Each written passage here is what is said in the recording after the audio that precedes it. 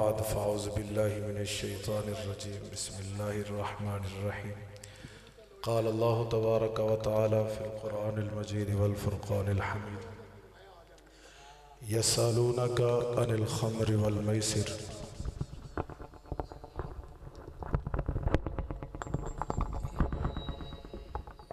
क़ुल फ़ीहिमा इस्मुन कबीर व मनाफ़िउ लिन्नास व इस्मुहुमा अकबर मिन नफ़इहिमा सदक़ल्लाहुल अज़ीम इन्नल्लाह व मलाइकतहु युसल्लूना अलन नबी या अय्युहल्लज़ीना आमनू सल्लु अलैहि व सल्लिमू तस्लीमा सलातु वस्सलामु अलैका या सय्यदी या रसूलल्लाह व अला आलिका व अस्हाबिका या सय्यदी या हबीबल्लाह। अल्लाह की हम्द व सना और रसूलुल्लाह सल्लल्लाहु अलैहि वसल्लम की ज़ात अक़दस पे हदिया दरूद व सलाम पेश करने के बाद मुअज़्ज़ज़ सामीईन व हाज़िरीन, अस्सलामु अलैकुम व रहमतुल्लाहि व बरकातुहू। मैंने आपके सामने किताबुल्लाह से चंद अल्फाज पढ़ने का शरफ़ हासिल किया है। बारगाह समदियत में इल्तिजा है कि मेरा अल्लाह मेरी ज़ुबान पर कालिमतुल हक़ जारी फरमाए, मुझे सुना के आप लोगों को सुन के इस पे अमल पैरा होने की भी तौफीक अता फरमाए। अल्लाह ने कुरान के अंदर इरशाद फरमाया, यसअलूनका अनिल ख़म्रि वल मैसिर, महबूब ये आपसे शराब और जुए के बारे में पूछते हैं।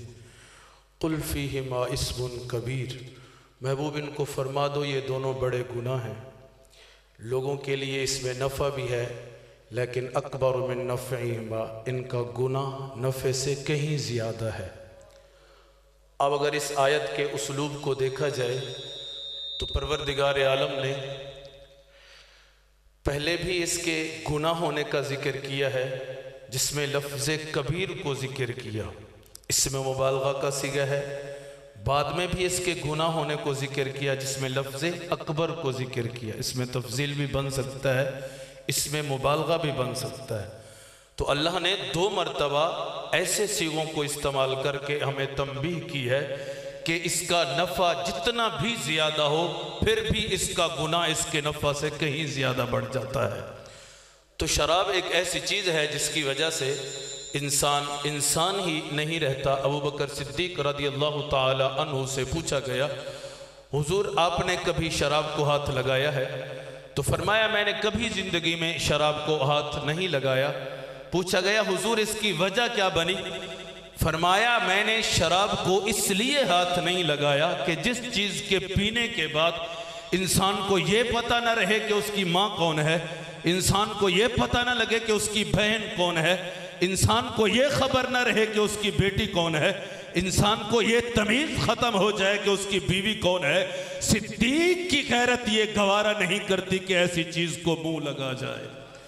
हम अबू बकर सिद्दीक रज़ियल्लाहु ताला अन्हु के नारे तो लगाते हैं, हम अबू बकर सिद्दीक रज़ियल्लाहु ताला अन्हु के आशिक तो बनते हैं, हम अबू बकर सिद्दीक रज़ियल्लाहु ताला अन्हु के नाम पे जाने तो लुटाते हैं, लेकिन काश हमारी जिंदगी के अंदर अबू बकर सिद्दीक रज़ियल्लाहु ताला अन्हु का ये अमल हमारे सामने रख के हम अगर अपनी जिंदगी को गुजारते तो आज हमारा मुआशरा कभी भी बददीन और दीन की मुखालफत करने वाला कभी ना बनता।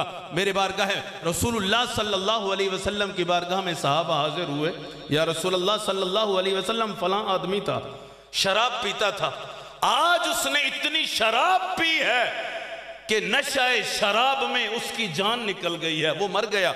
हुजूर उसका क्या बनेगा? वो तो नशे की हालत में मर गया है। मेरे नबी सल्लल्लाहु अलैहि वसल्लम ने फरमाया मेरे सहाबा गवाह रहना, जब वो कयामत के दिन उठेगा उस वक्त भी उसके मुंह से शराब की गंदी बदबू आ रही हो।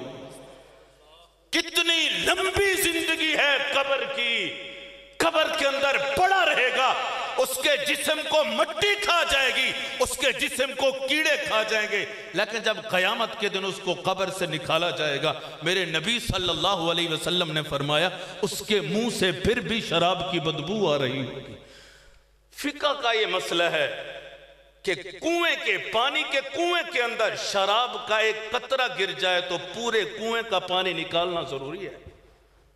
पूरे कुएं का पानी निकालना जरूरी है। अगर सारा कुआं खाली करना मुमकिन ना हो तो कम अज कम 200 डोल निकालना उससे जरूरी है।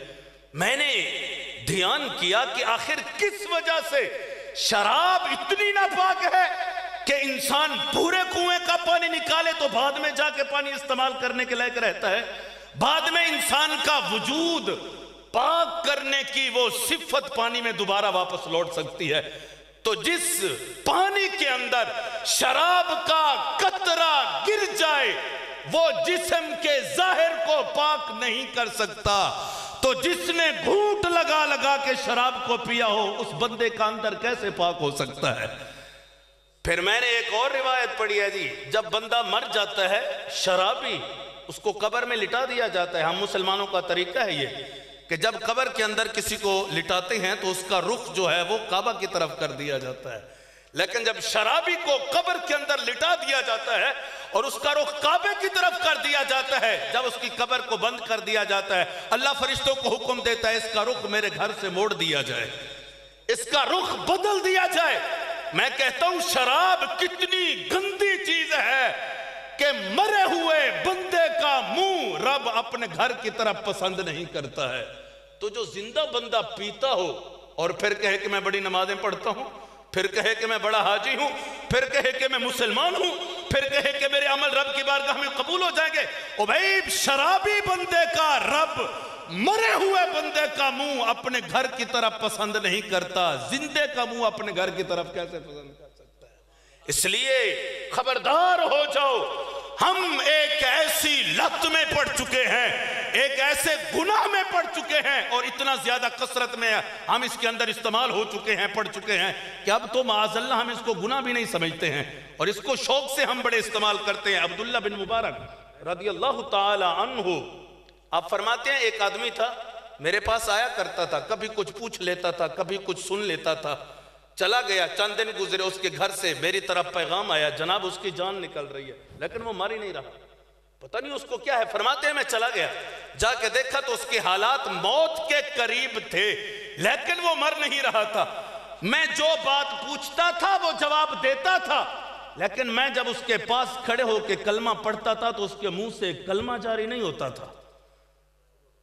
जब बंदा मर रहा हो तो ये मसाला है, हम उसको ये नहीं कह सकते कि तू कलमा पढ़, बल्कि फुकहा ने इसका तरीका लिखा है कि उसके पास खड़े होके कलमे का विर्द किया जाए, बजात खुद उसके मुंह पे ये कलमा जारी हो जाएगा। हम कह नहीं सकते कि उसको कलमा पढ़ ले, क्योंकि वो मौत की सख्तियों में होता है। अगर हम उसे कहें कि कलमा पढ़, सख्तियों की वजह से कहीं वो ये कह दे कि मैं नहीं पढ़ता तो उसका कुछ भी बाकी नहीं बचेगा, इसलिए हम उसको कह नहीं सकते कि कलमा पढ़। अब्दुल्ला बिन मुबारक रदियल्लाहु ताला अन्हु फरमाते मैं उसके पास खड़े होके कलमा पढ़ता रहा, सारी बातें वो कर सकता था, सारी बातें वो सुन सकता था, जवाब भी दे सकता था, लेकिन उसकी जुबान पे कलमा जारी नहीं हो रहा था। इसी हालत में उसकी मौत हो गई। कई दिनों तक मैं सोचता रहा उसका क्या बना होगा, मर तो गया है, मेरे सामने मरा है, उसने कलमा नहीं पढ़ा है। फरमाते हैं कई दिनों तक मैं इसके बारे में सोचता रहा, आखिरकार ख्वाब में मेरी उससे मुलाकात हो गई। मैंने उससे पूछा जनाब क्या हुआ था? मैं तो तेरे सामने कलमा पढ़ रहा था लेकिन तेरी जुबान पे कलमा क्यों नहीं जारी होता था?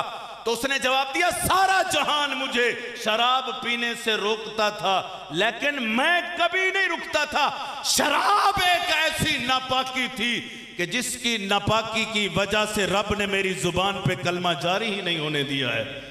तो देखो ये कलमा ही तो एक ऐसी चीज है जो हमारे मुसलमान होने पे दलालत करता है।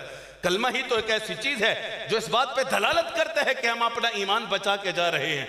तो खबरदार रहो, हम किस तरफ चल पड़े, हमने किस हालत को अपना लिया, हमने किस दौर को अपने गोद के अंदर बिठा लिया है। हमारे बड़े बड़ों से फिर छोटे, छोटों से फिर हमारी नस्लें बर्बाद होती गई और हमने कभी इसकी तरफ ध्यान ही ना किया। मैं तो समझता हूं हमारा हर फर्द इसके अंदर शामिल है। कोई बना रहा है, कोई बनवा रहा है, कोई पी रहा है, कोई पिला रहा है। कम अज कम आखिरी किस्म का फर्द वो भी है जिसको पता भी है कि शराब चल रही है लेकिन उसके पास रोकने की ताकत होने के बावजूद वो रोक नहीं सकता है। हर बंदा इसके अंदर कम अज कम 8 आदमियों पे हदीस के अंदर मेरे नबी सल्लल्लाहु अलैहि वसल्लम ने लानत फरमाई है शराब की वजह से। कम से कम 8 बंदों पे शराब की वजह से 8 बंदे इसके अंदर मुलव्वस होते हैं जिस पे मेरे नबी सल्लल्लाहु अलैहि वसल्लम ने लानत फरमाई है। सिर्फ इतना ध्यान अपने दिल में जरूर रखना कि जिस पे रसूलुल्लाह सल्लल्लाहु अलैहि वसल्लम लानत फरमा दे उसके पल्ले बचता क्या है, उसके पास रहता क्या है, उसके घर में बचता क्या है। एक मेरे नबी सल्लल्लाहु अलैहि वसल्लम की जात है। हम तो अपने अमलों पे कभी नहीं गए कि हमारे अमल ऐसे हम बख्शे जाएंगे, बच जाएंगे। हुजूर की जात ही तो हमारा एक वसीला है कि उनकी वजह से हम बख्शे जा सकते हैं, इसके अलावा हमारे पास कुछ नहीं है। और फिर जिस पे खुद रसूलुल्लाह सल्लल्लाहु अलैहि वसल्लम लानत फरमा दें तो बताओ उसका फिर हाल क्या बनेगा। हजरत अली रदियल्लाहु ताला अन्हु का यह फरमान है कि दरिया बहता हो, फिर वो दरिया के अंदर शराब का कतरा गिर जाए, फिर वो दरिया सूख जाए, उसकी सूखी हुई जगह पे घास उगाए, वो घास कोई बकरी खा ले, फिर उस बकरी का दूध निकाला जाए, अली उस बकरी का दूध पीना भी पसंद नहीं करता है। तो हजरत अली रज़ियल्लाहु ताला अन्हु के हम भी सिर्फ नारे मारे और फिर भंग पी के अली का नाम लें, शराबें पी के अली का नाम लें, कैसे हो सकता है। खबरदार, ये अली को मानने वाले नहीं हैं, ये लोग अली के दुश्मन हैं। अगर अली को मानने वाले होते तो सिर्फ नाम लेने से बंदा अली का गुलाम नहीं बनता है, अली के नक्शे कदम पे चलने वाला अली का गुलाम बनता है। दुआ है कि परवरदिगार आलम हमें ऐसे गुनाह कबीरा से नफरत अता फरमाए और अल्लाह हमें खुद को और अपनी नस्लों को ऐसे गुनाहों से महफूज रखने की तौफीक अता फरमाए।